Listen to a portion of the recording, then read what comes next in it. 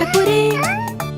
দেখো কি সুন্দর দেখতে এই পুতুল সোনাটা, এর চোখ ঘোরে দেখো কেমন করে। ব্যাটারিতে চলে এ আর হাঁটে ধীরে ধীরে। হ্যাঁ ভাই, ছোট্ট ছোট্ট পুতুল সোনা লাল সিল্কের পোশাক পরে। দেখো কি সুন্দরে হাত তালি দেয় জোরে শব্দ করে। এটা কি তোমার সবচেয়ে প্রিয় আর ভালো পুতুল?